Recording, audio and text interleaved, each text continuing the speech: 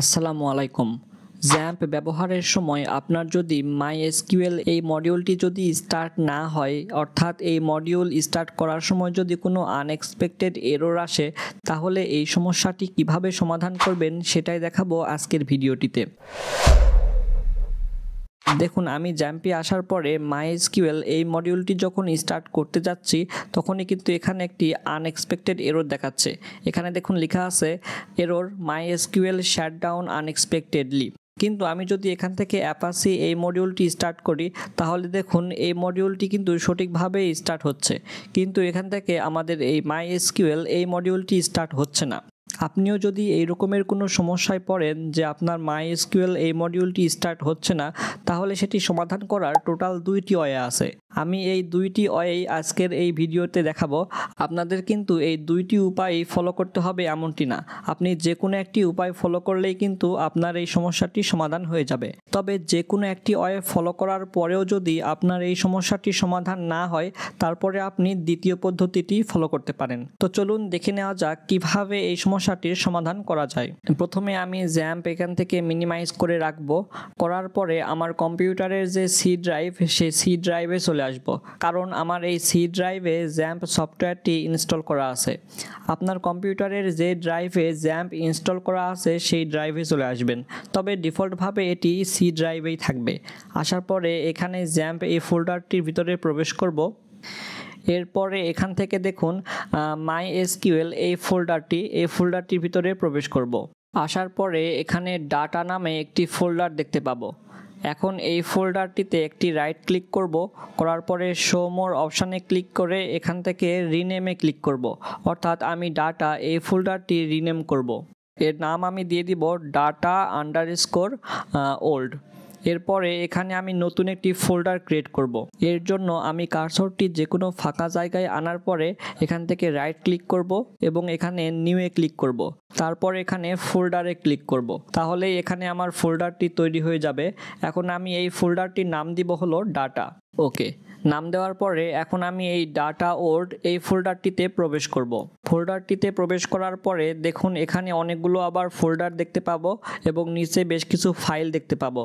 এখন কি করতে হবে, এখান থেকে এই সবগুলো ফোল্ডার, শুধুমাত্র ফোল্ডার সিলেক্ট করতে হবে। এই কারণে আমি কার্সরটা এভাবে টেনে এই সবগুলো ফোল্ডার সিলেক্ট করলাম। সবগুলো সিলেক্ট করার পরে এখান থেকে আমাদের টোটাল 4টি ফোল্ডার বাদ দিতে হবে। এখন এখান থেকে টোটাল 4টি সিলেক্ট করা ফোল্ডার আমি বাদ দিব। 4টি ফোল্ডার হলো test, PHP, MyAdmin, performance schema এবং MySQL।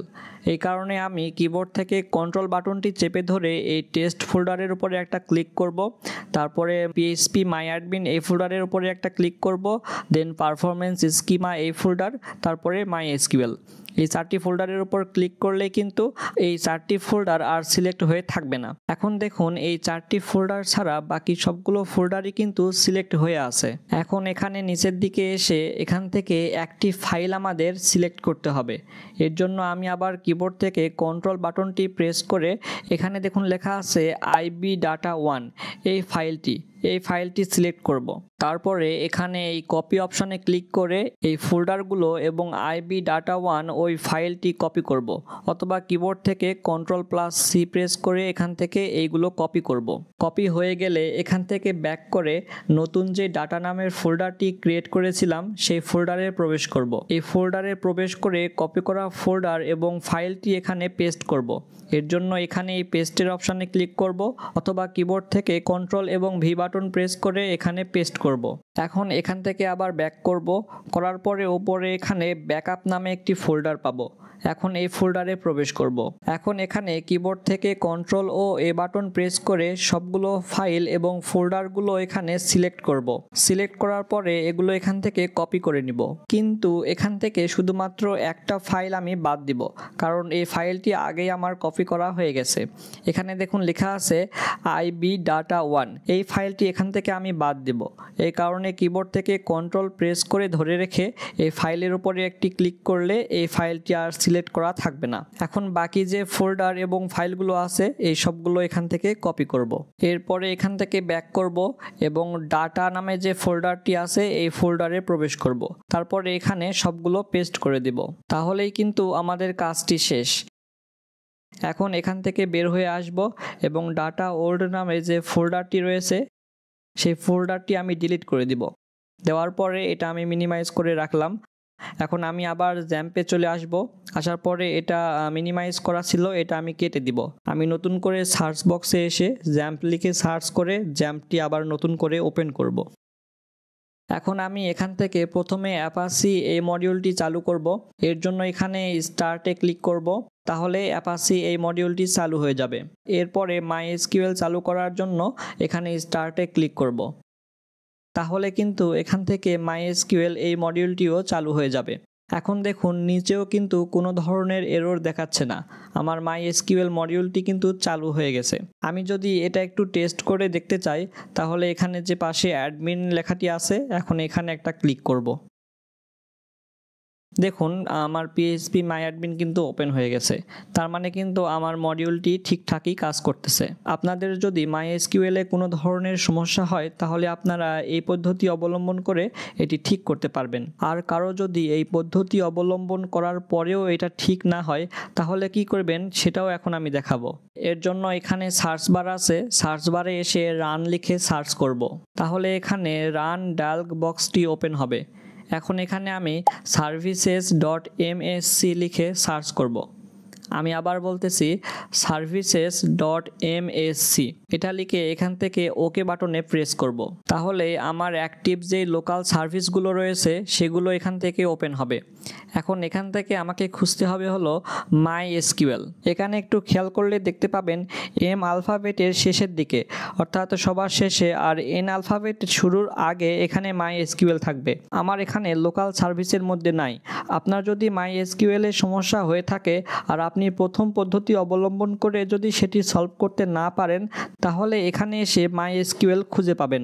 এরপরে কি করতে হবে, এখানে যে MySQL অপশানটি থাকবে সেই অপশানের উপরে একটি রাইট ক্লিক করতে হবে। আমি এখান থেকে মজিলা মেইনটেনেন্স এর উপরে ক্লিক করে দেখাচ্ছি। আপনারা হুবহু এইভাবে MySQL এর উপরে রাইট ক্লিক করবেন, তারপরে প্রপার্টিসে ক্লিক করবেন। প্রপার্টিসে আসার পরে এখানে একটি অপশান থাকবে, দেখবেন স্টার্টআপ টাইপ। এখান থেকে স্টার্টআপ টাইপ দেখবেন অটোমেটিক দেওয়া থাকবে। এখানে এই অটোমেটিক চেঞ্জ করে ম্যানুয়াল করবেন। তারপরে এখানে নিচে এসে অ্যাপ্লাই অপশানে ক্লিক করবেন, দেন ওকে অপশানে ক্লিক করবেন। তারপরে আবার এই XAMPP কন্ট্রোল প্যানেলে আসবেন, আসার পরে এটা একবার কেটে দিবেন। দেওয়ার পরে নতুন করে XAMPP কন্ট্রোল প্যানেলটি ওপেন করবেন, দেন এখান থেকে MySQL এটা স্টার্ট করার চেষ্টা করবেন। তাহলেই দেখবেন আপনার এই MySQL এই মডিউলটি কিন্তু চালু হয়ে যাচ্ছে। তো এটাই ছিল পরবর্তী উপায়। এই দুই পদ্ধতিতেই কিন্তু আপনি MySQL এই মডিউলটি চালু করতে পারবেন। তবে 2 নম্বর পদ্ধতি তেমন কোনো প্রয়োজন হবে না হয়তো, কারণ প্রথম পদ্ধতিটা অবলম্বন করলেই এই সমস্যাটির সমাধান হয়ে যাবে আশা করা যায়। তারপরেও যদি না হয়, তাহলে আপনারা এই দ্বিতীয় পদ্ধতিটা ফলো করতে পারেন। তো আজকের ভিডিওটি এই পর্যন্তই। ভিডিওটি ভালো লাগলে ভিডিওতে একটি লাইক করবেন এবং আমাদের এই ইউটিউব চ্যানেলটি সাবস্ক্রাইব করে সাথেই থাকবেন। এতক্ষণ সাথে থাকার জন্য সবাইকে ধন্যবাদ।